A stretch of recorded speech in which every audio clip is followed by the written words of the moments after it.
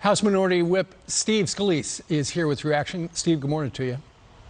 Good morning, Steve. Good to be with you. So the president put off the speech 5 hours, and then rather than talking about Afghanistan, he talks about the win in the House on this reconciliation bill. But as it turns out, that's probably what he's been working on all week long. It's not Afghanistan. I've got a pretty good idea. He's probably leaning on Democrats, trying to get them to vote for this thing.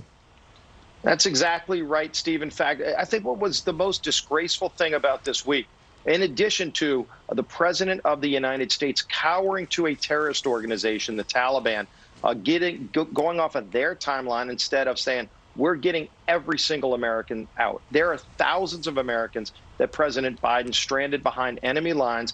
And instead of spending every minute working to get them out, he put a shot clock on them, saying there's only 7 days left to get all Americans out.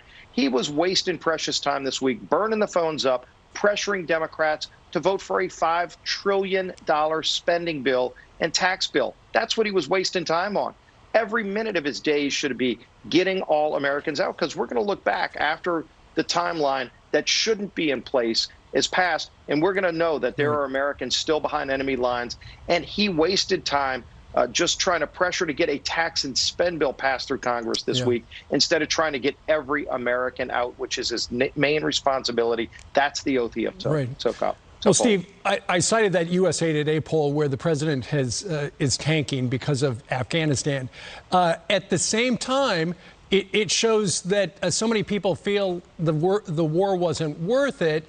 And how we got here. So it's not that they are against us getting out. They're against getting out the way that the president is doing it. And that's one of the reasons why two members of Congress, a Democrat by the name of Seth Moulton and a Republican, Peter Meyer, it was revealed last night, they flew over on an empty cargo jet, it sounds like, and they went and took a look at Kabul with their own two eyes. And they say there's no way that we can get everybody out a week from last night.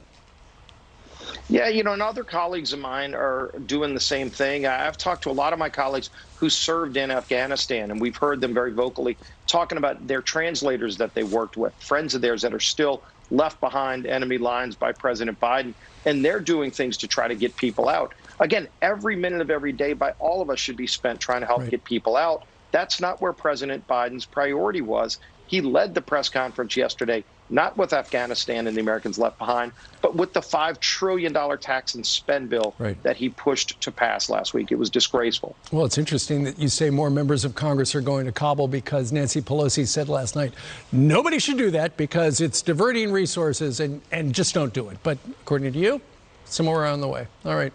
Steve, thank you very much. And that's where the resources need to be. Yeah. And we need accountability and oversight, ultimately, on what's going on. All right. Steve, thank you very much for joining us from D.C. Thank you, Steve.